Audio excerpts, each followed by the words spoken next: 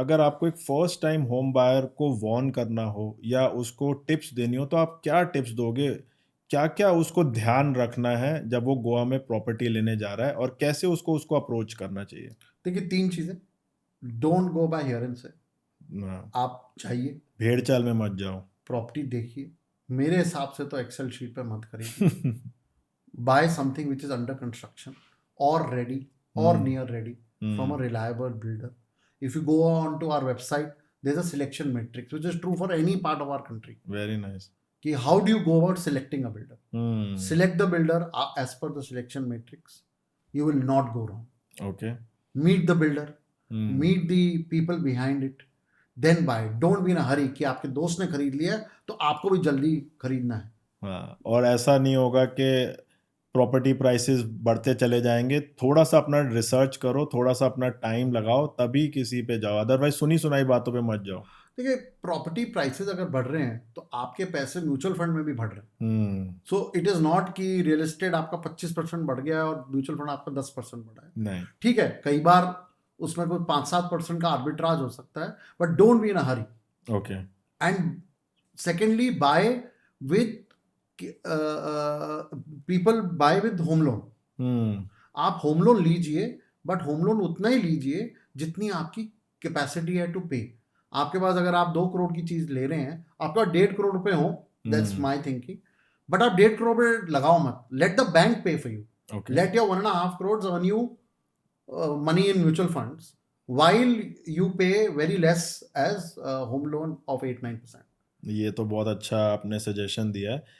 But वहाँ पे bank loan easily मिल जाते हैं, आराम जैसे आपने बोला लीगल चैलेंजेज़ हैं, बैंक्स आप लोन दे वही देते हैं। लीजिए जो HDFC या ICICI या SBI एक्सिस ने अप्रूव किया हुआ है। उनके अप्रूव्ड हाँ प्रोजेक्ट में जी, हाँ अगर आप लेते हो तो आपको कोई चैलेंज नहीं होगा। एब्सोल्युटली। ओके।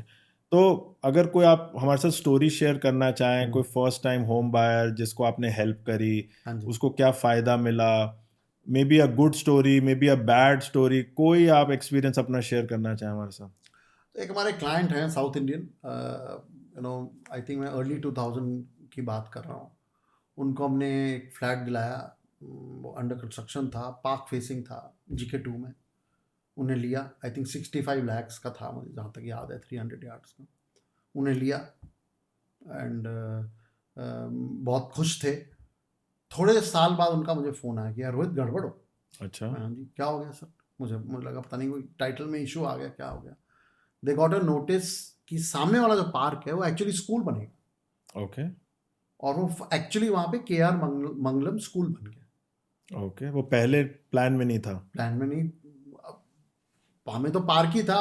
या एक्चुअली इतने DLF सालों ने से। अगर अलॉट किया हुआ है, नोबडी न्यू अबाउट इट। तो हुँ, वहाँ पे एक्चुअली फुल फ्लेजेड स्कूल बन गया। ओह! ओके। एंड वो इतना नाइट मैरिश हो गया फॉर हाँ, देम टू लिव, हुँ, दैट फाइनली उन्होंने कहा यार इसको बेचते हैं। और दूसरा क्या है, उनका ऑफिस पहले उस टाइम पे वो आई थिंक ENY में काम करते थे, पहले कनॉट प्लेस में होता था, और वो गुड़गांव हो गया। ओके, सो ही वांटेड कि यार अब मैं शिफ्ट करता हूँ।